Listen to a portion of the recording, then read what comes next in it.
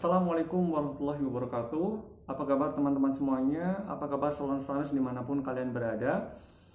Pada hari ini ya, hari Kamis tanggal 23 April 2020 ya, saya ingin sharing kepada teman-teman semuanya, terutama ingin menjawab ya pertanyaan yang saya lontarkan ya di akhir video sebelumnya ya. Jadi di akhir video sebelumnya itu saya melemparkan satu pertanyaan ya. Apabila wabah COVID-19 ini belum usai di bulan Mei ataupun Juni ya, apakah SPMB PKN STAN tahun 2020 itu tetap diadakan atau tidak ya? Kalaupun tetap diadakan, bagaimana caranya?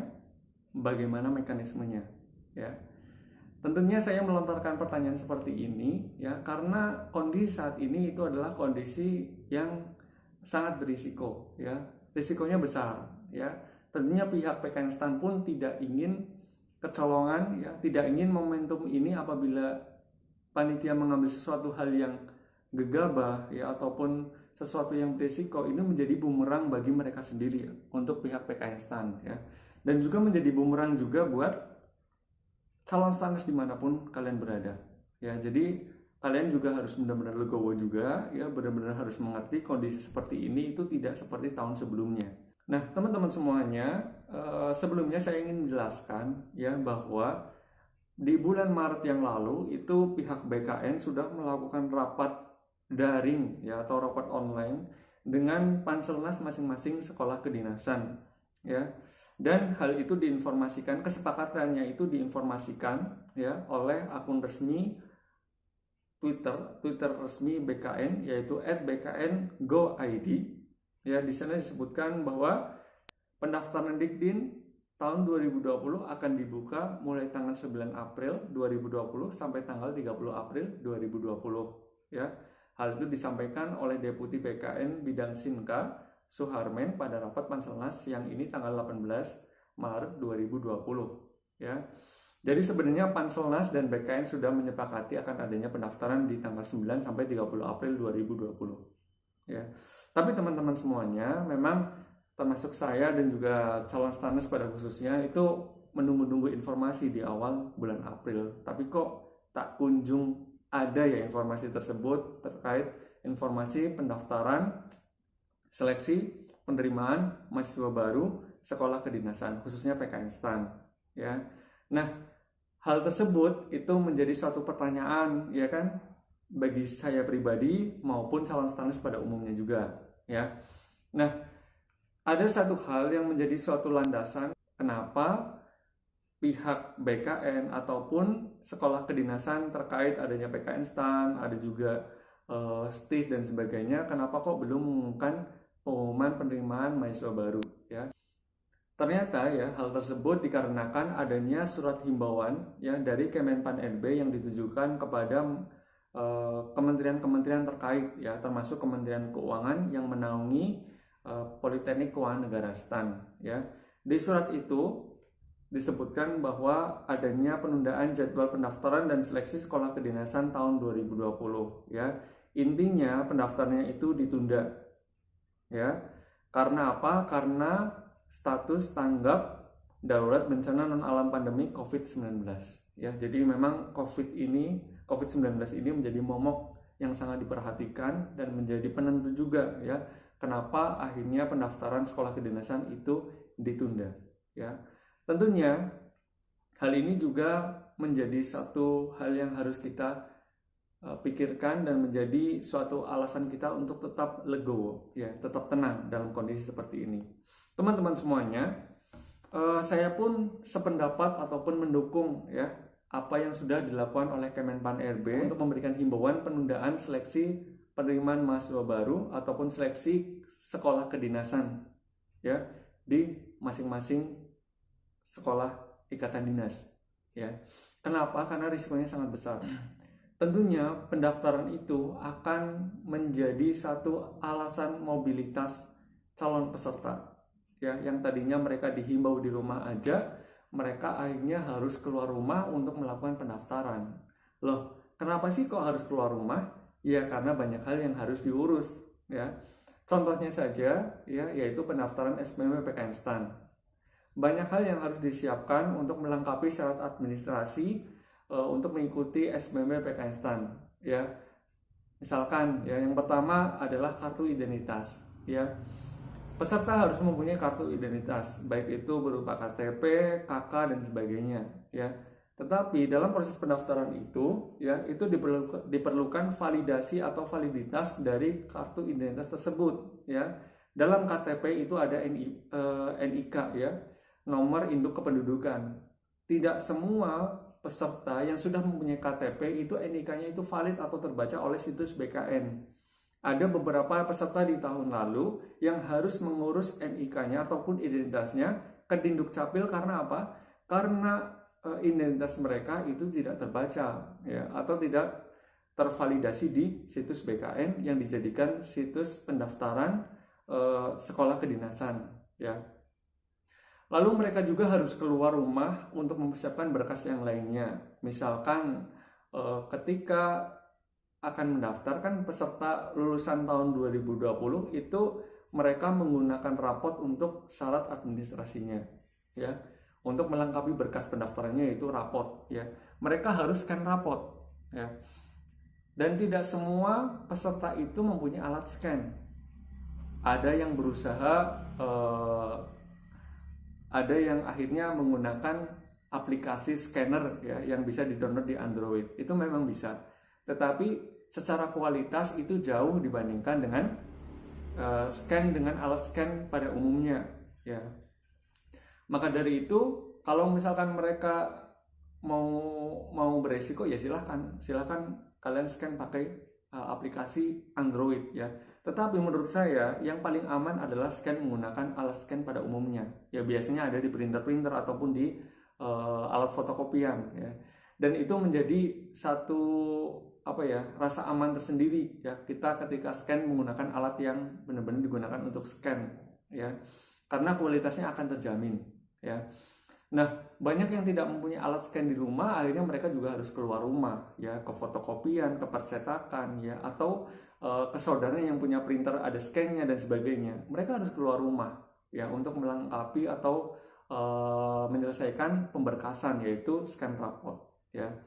Untuk alumni scan ijazah ya, kayak gitu. Nah, teman-teman semuanya, sebelum scan rapot pun ya, itu peserta harus mempersiapkan benar-benar berkas isi dari rapot tersebut ya, karena yang di scan itu juga lumayan ya. Yang pertama dimulai dari cover rapot tersebut ya, lalu juga identitas kalian ya, identitas siswa di rapot tersebut, dan juga nilai pengetahuan semester 1 sampai semester 5 ya. Nah, ada beberapa teman kalian yang di tahun lalu itu rapotnya belum lengkap atau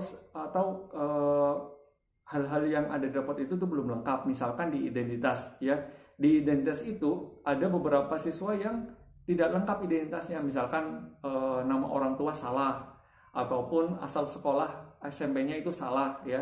Ada juga identitas yang belum ditandatangani oleh kepala sekolah ya. Hal seperti itu kan membuat siswa harus pergi ke sekolah ya, untuk meralat atau melengkapi rapot mereka agar sesuai dengan apa yang sudah diatur oleh PKN STAN ya. Hal itu tentunya membuat siswa atau peserta calon STANUS itu harus keluar rumah, dan ini tentunya bertentangan dengan himbauan pemerintah untuk semua masyarakat tetap di rumah aja ya. Terus teman-teman semuanya, apabila pendaftaran benar-benar diumumkan dan dilaksanakan di bulan April dan bulan Mei ini, tentunya risikonya sangat besar ketika siswa melakukan pembayaran pendaftaran ya. Ketika dalam proses pembayaran ini memang PKN STAN itu memberikan berbagai cara ataupun media pembayaran ya. Ada ATM, melalui ATM itu bisa, melalui internet banking itu bisa, melalui mobile banking itu bisa ya. Dan yang terakhir adalah langsung menuju ke bank yang memang menjadi mitra dari panitia SBM PKN STAN. Kalau tahun-tahun sebelumnya panitia itu bermitra dengan Bank Mandiri ya, untuk pembayaran peserta ya, calon peserta SBM PKN STAN ya. Dan yang saya ketahui di tahun-tahun sebelumnya itu banyak sekali peserta ya yang tidak melakukan pembayaran melalui ATM, tidak melakukan internet banking, tidak melakukan lewat m-banking ya, tapi mereka langsung menuju ke bank ya. Jadi sebagian besar peserta itu lebih percaya dan lebih praktis apabila mereka pergi ke bank, lebih percaya seperti itu, lebih milih cara gampang lah.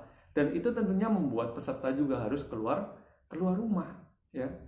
Banyak peserta yang tidak mempunyai atau tidak menggunakan fasilitas internet banking, tidak menggunakan fasilitas m-banking, dan akhirnya mereka juga tidak, ada yang juga yang tidak punya ATM ya, akhirnya mereka tidak bisa juga melakukan pembayaran melalui ATM, akhirnya mereka langsung ke bank ya.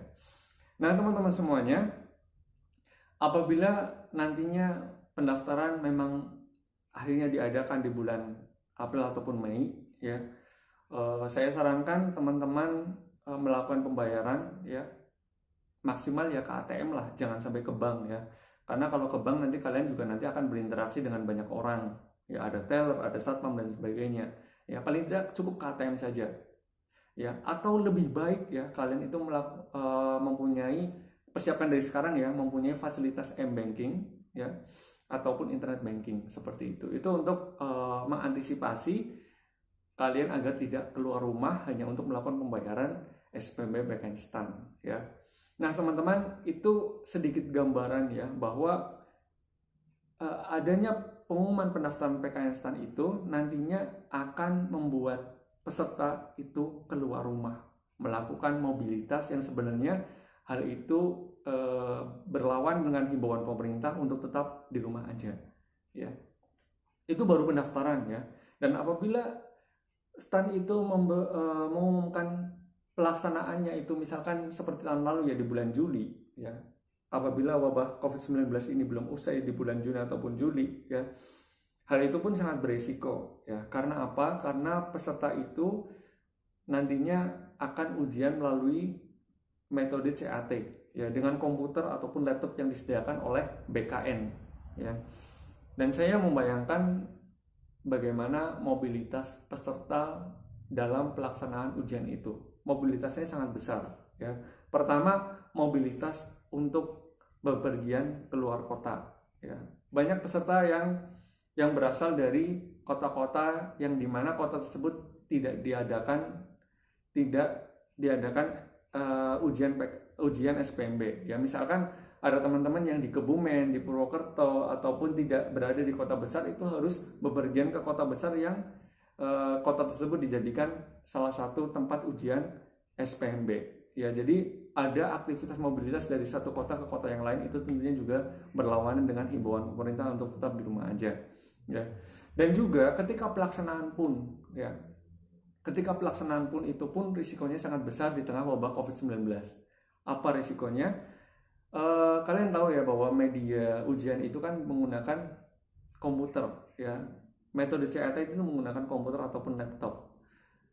Dalam satu sesi itu biasanya panitia itu menyediakan 500 sampai 750-an perangkat komputer ataupun laptop untuk melakukan proses ujian ataupun seleksi ya, ujian pada hari tersebut ya. Dan dalam satu hari ya, itu biasanya ada 5 sesi, dan setiap sesinya itu kurang lebih 500 peserta ya. Kalian bayangkan dalam satu kali sesi setiap satu peserta itu menggunakan satu komputer.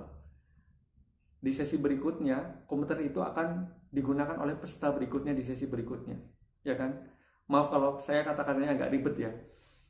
Dan berarti kita bayangin saja, satu komputer itu paling tidak akan digunakan oleh 5 orang secara bergantian dalam satu hari ya.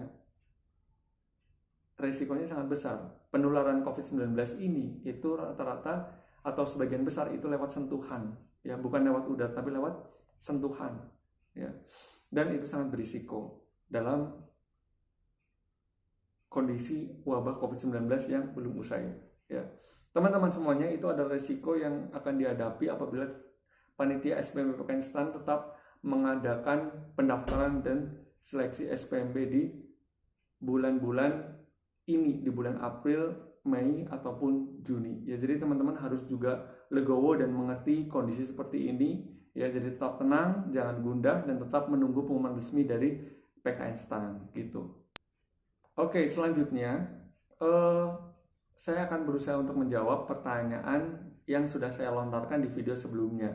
Ya, apabila wabah COVID-19 ini belum usai di bulan Mei ataupun Juni, apakah SBM PKN STAN tahun 2020 tetap diadakan? Kalaupun tetap diadakan, bagaimana caranya, bagaimana mekanismenya? Ya, teman-teman penasaran? Saya akan jawab segera mungkin.